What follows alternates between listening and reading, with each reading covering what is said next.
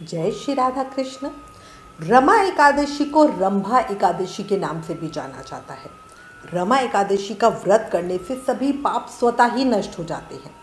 दीपावली से पहले आने वाली रमा एकादशी का व्रत करने से जीवन से आर्थिक संकट भी दूर हो जाते हैं और व्यक्ति को किसी चीज़ की कमी नहीं होती। ये राजयोग जैसा सुख पाता है। पुराणों के अनुसार रमा एकादशी व्रत कामधेनु गाय को घर में रखने के समान फल देती है। ये चातुर्य मास की आखिरी एकादशी होती है।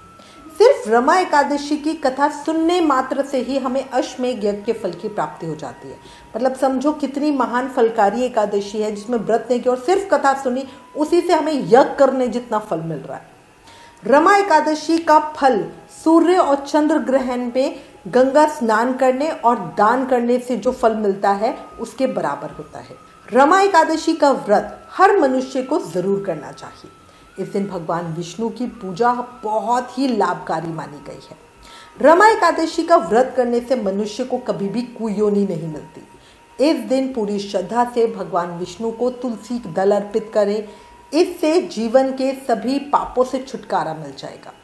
रमा एकादशी का व्रत इतना अधिक पुण्य देने वाला है कि इससे ब्रह्म हत्या जैसा जो महादोष होता है वो भी समाप्त हो जाता है। जो लोग रमा एकादशी व्रत की कथा को पढ़ते या सुनते हैं उनके जीवन के भी सभी पाप नष्ट हो जाते हैं।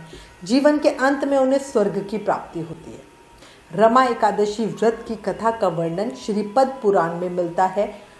जो पद पुराण में बताई गई है वही कथा मैं अब आपको सुनाती हूँ। एकादशी की कथा सुनने से पहले हाथ में फूल, तिल और दक्षिणा जरूर रख लेना।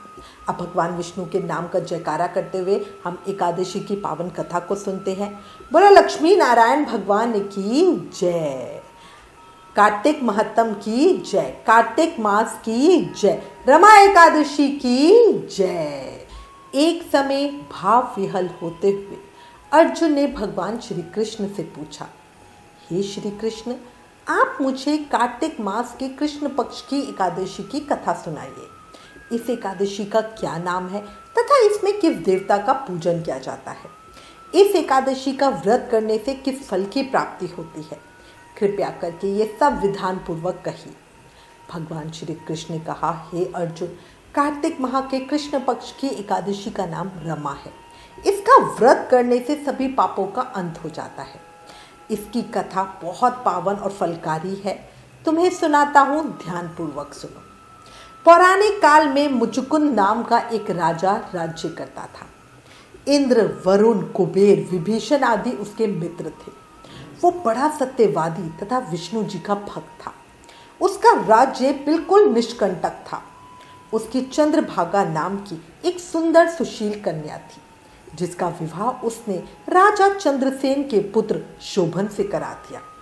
वो राजा एकादशी का व्रत बड़े ही नियम और निष्ठा से करता था और उसके राज्य में सभी कठोरता से इस नियम का पालन करते थे। एक बार की बात है, शोभन अपनी ससुराल अपनी पत्नी के साथ आया हुआ था। वो कार्तिक का महीना था। उसी मास में महापुण्य देने वाली रमा एकादशी का व्रत आया।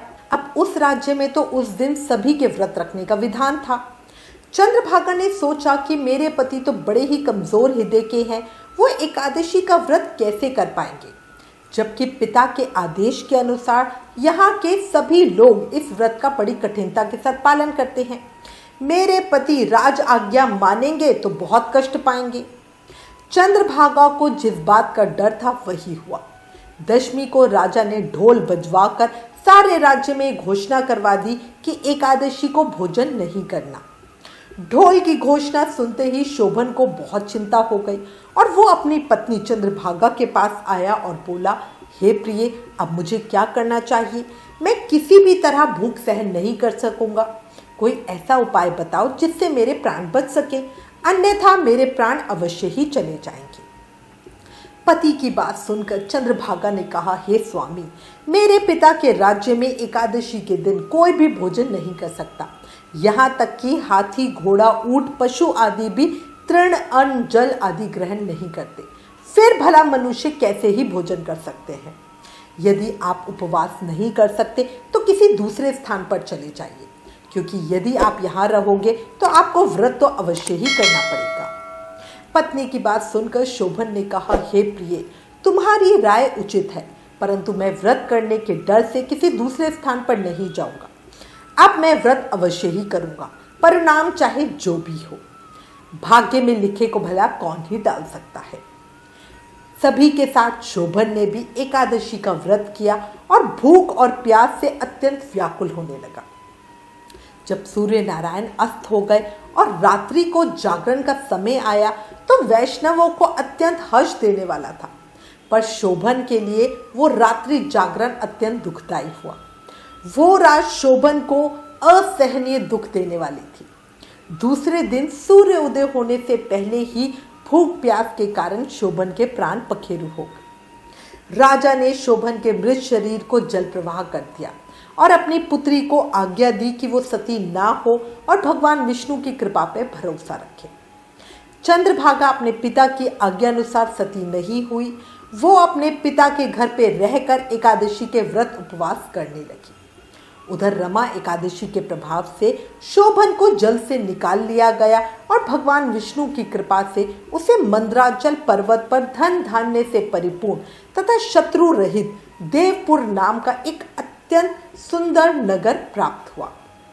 उसे वहां का राजा बना दिया गया। उसके महल में रत्न तथा स्वर्ण के खंभे लगे हुए थे।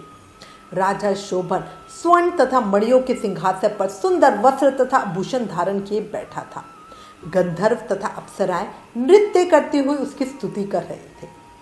उस समय राजा शोभन मानो दूसरे इंद्र के समान प्रतीत हो रहा था। उन्हीं दिनों मुचुकुंद नगर में रहने वाला सोम शर्मा नाम का एक ब्राह्मण तीर्थ यात्रा के लिए निकला हुआ था। घूमते घूमते वो शोभन के राज्य में अचानक से आ पहुंचा। उसने देखा। वो ब्राह्मण शोभन को राजा का जमाई जानकर उसके पास गया। राजा शोभन ब्राह्मण को देखकर आसन से उठ खड़े हुए और अपने श्वशुर तथा स्त्री चंद्रभागा का कुशलक्षेम पूछने लगे। शोभन की बात सुनकर सोम शर्मा ब्राह्मण ने कहा, हे राजन, हमारे राजा कुशल से है तथा आपकी पत्नी चंद्रभागा भी कुशल है। अब आप अपना वृतांत बतलाइए। आपने तो रमा एकादशी के दिन अन्न जल ग्रहण ना करने के कारण प्राण त्याग दिए थे। मुझे बड़ा विस्मय हो रहा है कि ऐसा विचित्र और सुंदर नगर, जिसको ना तो मैंने कभी सुना और ना कभी देखा, आपको किस प्रकार प्राप्त हुआ। इस पर शोभन ने कहा, हे देव, ये सब कार्तिक माह के कृष्ण पक्ष की रमा एकादशी के व्रत का फल है। इसी से मुझे ये अनुपम नगर प्राप्त हुआ है, किंतु ये अस्थिर है। शोभन की बात सुनकर ब्राह्मण बोला, हे राजन, ये अस्थिर क्यों है और स्थिर किस तरह से हो सकता है? आप मुझे सब कुछ समझाइए। यदि इसे स्थिर करने के लिए मैं कुछ कर सकता हूं तो वो उपाय मैं अवश्य ही करूंगा। राजा शोभन ने कहा, हे ब्राह्मण देव, मैंने वो व्रत विवश होकर तथा सदा रहित किया था। उसके प्रभाव से मुझे ये अस्थिर नगर प्राप्त हुआ है। पर अगर तुम इसका वृत्तांत राजा मुचुकुंद की पुत्री चंद्रभागा से कहोगे तो वो इसको स्थिर बना सकती है। राजा शोभन की बात सुनकर ब्राह्मण अपने नगर को लौट आया और उसने चंद्रभागा के पास जाके सारा वृतांत कह सुनाया। इस पर राजकन्या चंद्रभागा बोली, हे ब्राह्मण देव, आप क्या वो दृश्य प्रत्यक्ष देखकर आए हैं या आपने कोई सपना कहा है? चंद्रभागा की बात सुनकर ब्राह्मण बोला, हे राजकन्या, मैंने तेरे पति शोभन तथा उसके नगर को प्रत्यक्ष देखा है, किंतु वो नगर अस्थिर है। तो कोई ऐसा उपाय कर जिससे वो स्थिर हो जाए। ब्राह्मण की बात सुनकर चंद्रभागा बोली, हे ब्राह्मण देव, आप मुझे उस नगर में ले चलिए। मैं अपने पति को देखना चाहती हूँ। मैं अपने व्रत के प्रभाव से उस नगर को स्थिर बना दूंगी। चंद्रभागा के वचनों को सुनकर वे ब्राह्मण उसे मंदराचल पर्वत के पास वामदेव के आश्रम में ले गए। ऋषि वामदेव ने उसकी कथा को सुनकर चंद्रभागा का मंत्रों से अभिषेक किया। चंद्रभागा मंत्रों तथा व्रत के प्रभाव से दिव्य देह धारण करके पति के पास चली गई। शोभन ने अपनी चंद्रभागा पत्नी को देखा तो उसे बड़ी प्रसन्नता हुई। अपने आसन पर उसने अपने पास बिठा लिया। चंद्रभागा ने कहा, हे स्वामी, अब आप मेरे पुण्यों को सुनिए। जब मैं अपने पिता के घर में 8 वर्ष की थी, तब से ही मैं सविधि एकादशी का व्रत कर रही हूँ। उन्हीं व्रतों के प्रभाव से आपका ये नगर स्थिर हो जाएगा और सभी कर्मों से परिपूर्ण होकर प्रलय के अंत तक स्थिर रहेगा। चंद्रभागा के व्रत पुण्य के प्रभाव से वो नगर स्थिर हो गया इसके बाद चंद्रभागा दिव्य स्वरूप धारण करके तथा दिव्य वस्त्र अलंकारों से सजकर अपने पति के साथ सुखपूर्वक रहने लगी। इतनी कथा कहने के बाद श्री कृष्ण कुछ रुके और फिर पुनः बोले, हे अर्जुन, ये मैंने तुम्हें रमा एकादशी का महत्व कहा है। जो मनुष्य रमा एकादशी के व्रत को करते हैं उनके सभी पाप नष्ट हो जाते हैं।